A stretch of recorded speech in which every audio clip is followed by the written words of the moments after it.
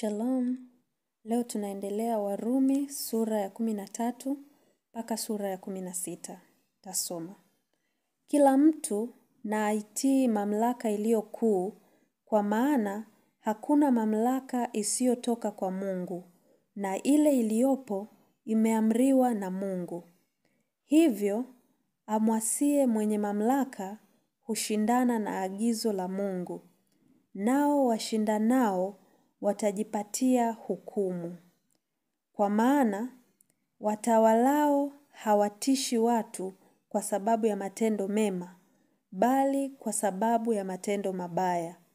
Basi, wataka usimwogope mwenye mamlaka? Fanya mema, nawe utapata sifa kwake. Kwa kuwa, yeye ni mtumishi wa Mungu kwako kwa ajili ya mema. Lakini ufanyapo mabaya, ogopa, kwa maana hauchukui upanga bure, kwa kuwa ni mtumishi wa Mungu amlipizaye kisasi mtenda mabaya kwa ajili ya ghadhabu. Kwa hiyo, ni lazima kutii, si kwa sababu ya ile ghadhabu tu, ila na kwa sababu ya dhamiri. Kwa sababu hiyo, tena mwalipa kodi, kwa kuwa wao ni wahudumu wa Mungu, wakidumu katika kazi hiyo hiyo. Wapeni wote haki zao, mtu wa kodi, kodi, mtu wa ushuru, ushuru, astahilie hofu, hofu, astahilie heshima, heshima. Msiwiwe na mtu chochote, isipokuwa kupendana. Kwa maana, ampendaye mwenzake, ameitimiza sheria. Maana kule kusema, usizini, usiue, usiibe, usitamani, na ikiwapo amri nyingine yoyote, inajumlishwa katika neno hili ya kwamba, mpende jirani yako kama nafsi yako. Pendo halimfanyii jirani neno baya, basi pendo ndilo utimilifu wa sheria. Naam, tukiujua wakati kwamba saa ya kuamka katika usingizi imekwisha kuwadia. Kwa maana, sasa wokovu wetu u karibu nasi kuliko tulipoanza kuamini. Usiku umeendelea sana, mchana umekaribia. Basi na tuyavue matendo ya giza na kuivaa silaha za nuru. Kama ilivyohusika na mchana, na tuenende kwa adabu, si kwa ulafi na ulevi, si kwa ufisadi na uasherati, si kwa ugomvi na wivu, bali mvaeni Bwana Yesu Kristo, wala msiuangalie mwili hata kuwasha tamaa zake. Sura ya 14. Yeye aliye dhaifu wa imani, mkaribisheni, walakini msimhukumu mawazo yake. Mtu mmoja anayo imani, anakula vyote, lakini yeye aliye dhaifu hula mboga. Yeye alaye asimdharau huyo asiyekula, wala yeye asiyekula asimhukumu huyo alaye. Kwa maana Mungu amemkubali. Wewe u nani unayemhukumu mtumishi wa mwingine? Kwa Bwana wake mwenyewe yeye husimama na huanguka. Naam, atasimamishwa kwa kuwa Bwana aweza kumsimamisha. Mtu mmoja afanya tofauti kati ya siku na siku, mwingine aona siku zote kuwa sawa sawa. Kila mtu na athibitike katika akili zake mwenyewe. Yeye adhimishaye siku huiadhimisha kwa Bwana, naye alaye hula kwa Bwana. Kwa maana amshukuru Mungu, tena asiyekula hali kwa Bwana, naye pia amshukuru Mungu. Kwa sababu hakuna mtu miongoni mwetu aishie kwa nafsi yake, wala hakuna afaye kwa nafsi yake. Kwa maana kama tukiishi, twaishi kwa Bwana, au kama tukifa, twafa kwa Bwana. Basi, kama tukiishi au kama tukifa tu mali ya Bwana.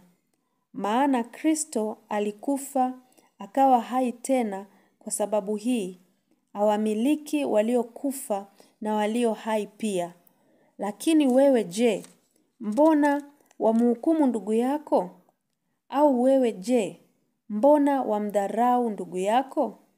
Kwa maana sisi sote tutasimama mbele ya kiti cha hukumu cha Mungu. Kwa kuwa imeandikwa, kama niishivyo, asema Bwana, kila goti likapigwa mbele zangu, na kila ulimi utamkiri Mungu. Basi ni hivyo, kila mtu miongoni mwetu atatoa habari zake mwenyewe mbele za Mungu. Basi tusizidi kuhukumiana, bali afadhali toeni hukumu hii: mtu asitie kitu cha kumkwaza ndugu au cha kumwangusha.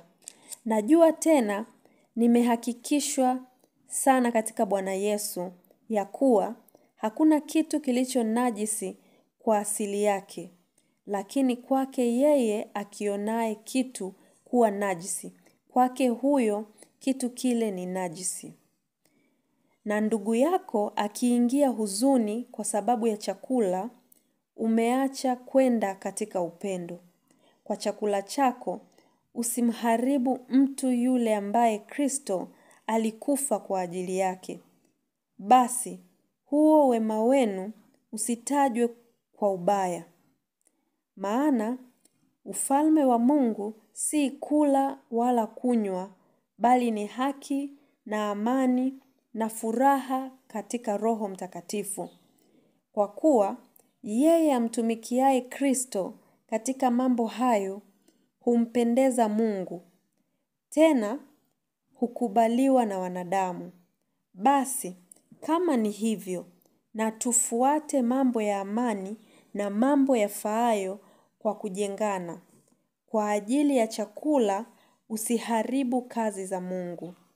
Kweli vyote ni safi, bali ni vibaya kwa mtu alaye na kujikwaza. Ni vyema kutokula nyama, wala kutokula divai, wala kutenda neno lolote ambalo kwa hilo ndugu yako hukwazwa. Ile imani ulionayo uwe nayo nafsini mwako mbele za Mungu. Heri mtu yule asiyejihukumu nafsi yake katika neno lile analolikubali. Lakini aliye na shaka, kama akila, amehukumiwa kuwa na hatia, kwa maana hakula kwa imani. Na kila tendo lisilotoka katika imani ni dhambi. Sura ya 15. Basi imetupasa sisi tulio na nguvu kuuchukua udhaifu wao wasio na nguvu. Wala haitupasi kujipendeza wenyewe. Kila mtu miongoni mwenu na ampendeze jirani yake, apate wema akajengwe. Kwa maana Kristo naye hakujipendeza mwenyewe, bali kama ilivyoandikwa, malaumu yao waliokulaumu wewe yalinipata mimi. Kwa kuwa yote yaliyotangulia kuandikwa yaliandikwa ili kutufundisha sisi, ili kwa saburi na faraja ya maandiko tupate kuwa na tumaini. Na Mungu mwenyewe mwenye saburi na faraja awajalie kunia mamoja ninyi kwa ninyi, kwa mfano wa Kristo Yesu, ili kwa moyo mmoja na kwa kinywa kimoja mpate kumtukuza Mungu Baba wa Bwana wetu Yesu Kristo. Kwa hiyo mkaribishane ninyi kwa ninyi, kama naye Kristo alivyotukaribisha, ili Mungu atukuzwe. Kwa maana nasema ya kwamba Kristo amefanyika mhudumu wa agano la kutahiriwa kwa ajili ya kweli ya Mungu, kusudi azithibitishe ahadi walizopewa baba zetu. Tena ili mataifa wamtukuze Mungu kwa ajili ya rehema zake, kama ilivyoandikwa, kwa hiyo nitakushukuru kati ya mataifa, nami nitaliimbia jina lako. Na tena anena, furahini mataifa pamoja na watu wake. Na tena, enyi mataifa yote, msifuni Bwana. Enyi watu wote, himidiana. Na tena, Isaya anena, litakuwako shina la Yese, naye aondokeaye kuwatawala mataifa. Ndiye mataifa watakaye mtumaini. Basi, Mungu wa tumaini na awajaze ninyi furaha yote na amani katika kuamini. Mpate kuzidi sana kuwa na tumaini katika nguvu za Roho Mtakatifu. Ndugu zangu, nimehakikishwa mimi mwenyewe kwa habari zenu ya kuwa ninyi nanyi mmejaa wema, mmejazwa elimu yote, tena mwaweza kuonyana. Lakini nawaandikia kwa ujasiri zaidi katika sehemu za waraka huu, kana kwamba kuwakumbusha kwa neema ile niliyopewa na Mungu, ili niwe mhudumu wa Kristo Yesu kati ya watu wa mataifa, niifanye injili ya Mungu kazi ya ukuhani, kusudi mataifa wawe sadaka yenye kibali, ikiisha kutakaswa na Roho Mtakatifu. Basi, nina sababu ya kuona fahari katika Kristo Yesu mbele za Mungu. Maana, sitathubutu kutaja neno asilolitenda Kristo kwa kazi yangu. Mataifa wapate kutii kwa neno au kwa tendo, kwa nguvu za ishara na maajabu, katika nguvu za Roho Mtakatifu. Hata ikawa tangu Yerusalemu na kando kando yake mpaka Iliriko, nimekwisha kuihubiri injili ya Kristo kwa utimilifu. Kadhalika, nikijitahidi kuihubiri injili, nisisubiri hapo ambapo jina la Kristo limekwisha kutajwa. Nisihubiri hapo ambapo jina la Kristo limekwisha kutajwa. Bali, kama ilivyoandikwa, wale wasiohubiriwa habari zake wataona, na wale hawajasikia watafahamu. Ndiyo sababu nalizuiwa mara nyingi nisije kwenu. Lakini sasa, kwa kuwa sina wasaa tena pande hizi, tena tangu miaka mingi nina shauku kuja kwenu. Wakati wowote nitakao safiri kwenda Spania, nitakuja kwenu. Kwa maana nataraji kuwaona ninyi katika kusafiri kwangu, na kusafirishwa nanyi, moyo wangu ushibe kwenu kidogo. Ila sasa ninakwenda Yerusalemu nikiwahudumu watakatifu, maana imewapendeza watu wa Makedonia na Akaya kufanya changizo kwa ajili ya watakatifu huko Yerusalemu walio masikini. Naam, imewapendeza tena, wamekuwa wadeni wao. Kwa maana, ikiwa mataifa wameyashiriki mambo yao ya roho, imewabidi kuwahudumu kwa mambo yao ya mwili. Basi, nikiisha kuimaliza kazi hiyo na kuwatilia muhuri tunda hilo, nitapita kwenu kwenda Spania. Nami najua ya kuwa nikija kwenu nitakuja kwa utimilifu wa baraka ya Kristo. Ndugu zangu, nawasihi kwa Bwana wetu Yesu Kristo na kwa upendo wa Roho, jitahidini pamoja nami katika maombi yenu kwa ajili yangu mbele za Mungu, kwamba niokolewe na wale wasioamini katika Uyahudi, na tena huduma nilionayo huko Yerusalemu ikubalike kwa watakatifu, nipate kufika kwenu kwa furaha kama apendavyo Mungu, nipate kupumzika pamoja nanyi. Mungu wa amani na awe pamoja nanyi nyote amina. Sura ya 16. Namkabidhi kwenu Fibi, ndugu yetu aliye mhudumu wa kanisa lililoko Kenkrea, kwamba mumpokee katika Bwana kama iwapasavyo watakatifu, mkamsaidie katika neno lolote atakalo hitaji kwenu, kwa sababu yeye naye amekuwa msaidizi wa watu wengi, akanisaidia mimi pia. Nisalimieni Priska na Akila, watenda kazi pamoja nami katika Kristo Yesu, waliokuwa tayari hata kukatwa kichwa kwa ajili ya maisha yangu, ambao ninawashukuru. Wala si mimi tu, ila na makanisa ya mataifa yote pia nisalimieni, na kanisa lililopo katika nyumba yao. Nisalimieni Epaineto mpenzi wangu, aliye malimbuko ya Asia kwa Kristo.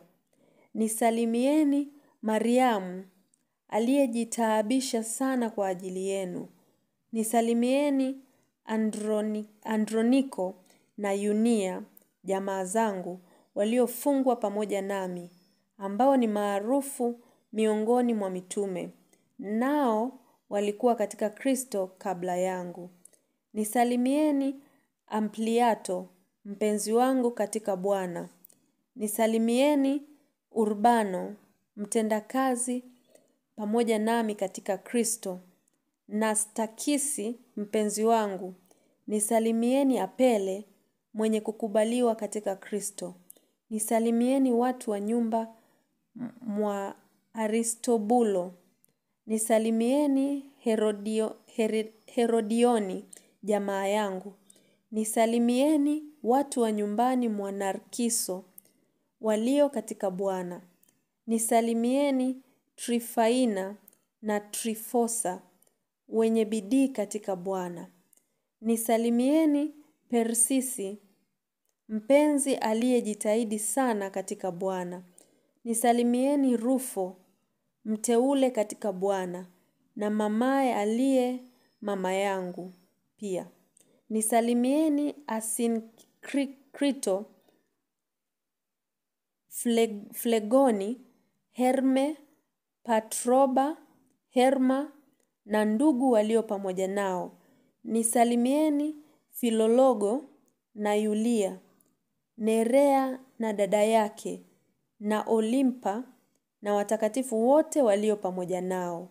Salimianeni kwa busu takatifu. Makanisa yote ya Kristo ya wasalimu. Ndugu zangu, nawasihi waangalie wale wafanyao fitina na mambo ya kukwaza kinyume cha mafundisho mliojifunza, mkajiepushe nao, kwa sababu walio hivyo hawamtumikii Bwana wetu Kristo, bali matumbo yao wenyewe, na kwa maneno laini na ya kujipendekeza waidanganya mioyo ya watu wanyofu. Maana utii wenu umewafikilia watu wote, basi nafurahi kwa ajili yenu.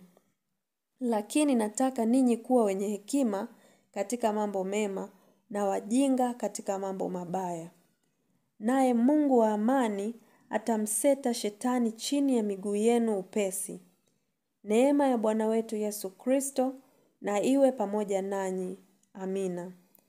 Timotheo mtendakazi pamoja nami awasalimu, na Lukio na Yasoni na Sosipatro, jamaa zangu. Mimi Tertio niliyeandika waraka huu, na wasalimu katika Bwana. Gayo mwenyeji wangu na wa kanisa lote pia awasalimu.